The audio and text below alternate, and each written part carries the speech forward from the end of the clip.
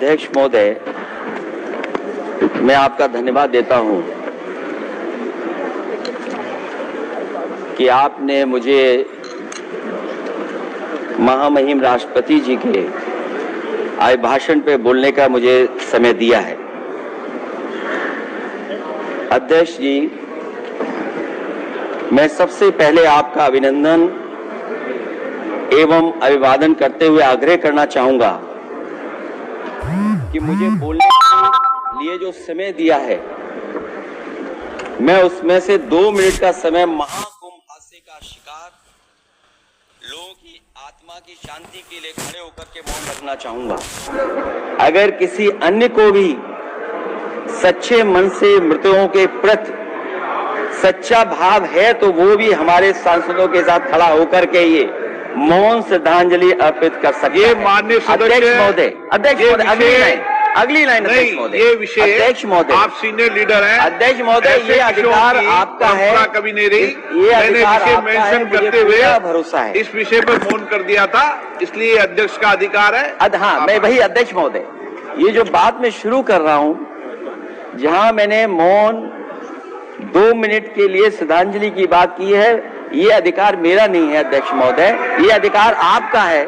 मुझे पूरा भरोसा है आप पर कि जब अभिभाषण की चर्चा खत्म हो रही होगी उस समय 2 मिनट का मौन श्रद्धांजलि जरूर दी जाए जो श्रद्धालुओं की जान गई है। नहीं अध्यक्ष महोदय, नहीं अभी 1 मिनट आप लोग कुछ मत बोलो। अध्यक्ष महोदय, अभी तो अध्यक्ष महोदय मैंने बात शुरू नहीं की है, और जिन लोगों को तकलीफ है और जिनको दुख होना चाहिए उनके बारे में मैं, हालांकि वो बात मैं बाद में कहना चाहता था महाकुंभ के बारे में, लेकिन अध्यक्ष महोदय क्योंकि बहुत सारे माननीय सदस्य ये सुन नहीं सकते हैं, इसलिए मैं बात वहीं से शुरू करता हूं। आप देश के परम अभिभावक होने के नाते हमारा आपसे अनुरोध है कि जहां सरकार बजट के आंकड़े लगातार दे रही है, और जब मैंने अभिभाषण पढ़ा अध्यक्ष महोदय, बहुत सारे आंकड़े सरकार ने दिए हैं। आंकड़े देने से पहले महाकुंभ में मरने वालों के आंकड़े भी दे दें।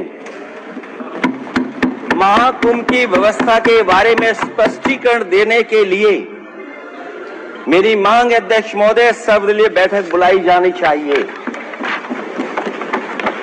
महाकुंभ आपदा प्रबंधन व खोया पाया केंद्र की जिम्मेदारी सेना को दी जाए। महाकुंभ हादसे के शिकार लोगों की मृत्यु, घायलों का इलाज, दवाइयों, डॉक्टर, भोजन पानी, परिवहन की उपलब्धता का आंकड़ा संसद में पेश किया जाए। महाकुंभ हादसे के लिए जिम्मेदार लोगों पर, महाकुंभ हादसे के लिए जिम्मेदार लोगों पर घोर दंडात्मक कार्रवाई हो। जिन्होंने सच छिपाया है उनको दंडित किया जाए।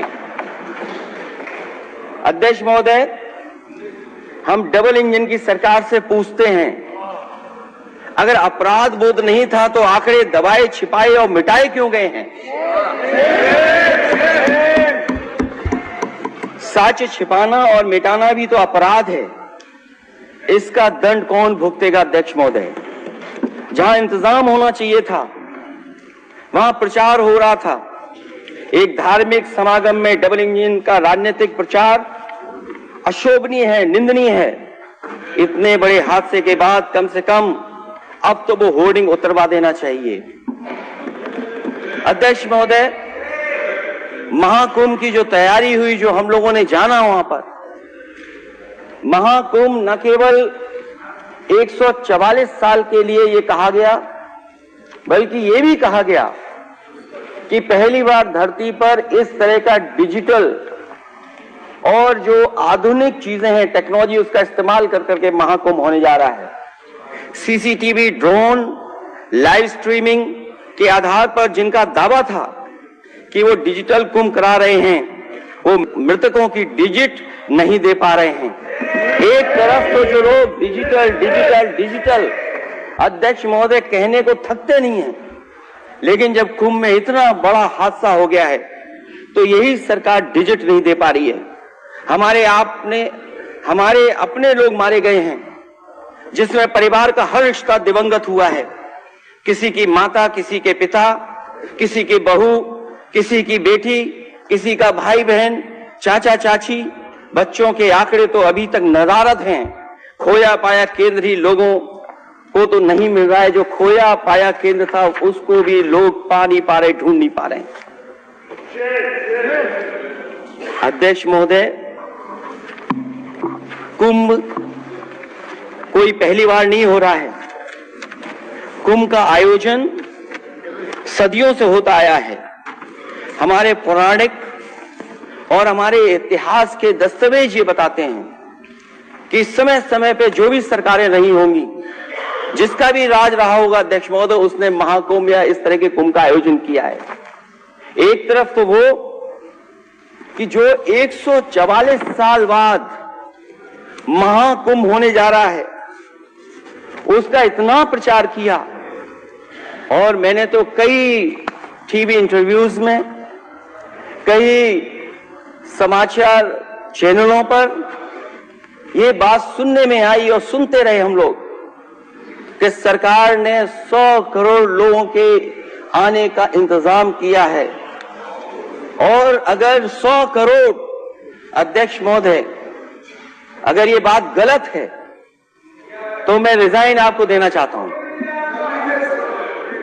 अगर अध्यक्ष महोदय, ये माननीय सदस्य लोग अगर ये नहीं सुन पा रहे हैं तो मैं इनको एक एक को, आप नहीं गए स्नान करने, आप स्नान करने नहीं गए, इसीलिए इस तरह की भाषा का इस्तेमाल कर रहे हैं। अध्यक्ष महोदय, ये कहा गया कि 144 वर्ष के बाद ये हो रहा है।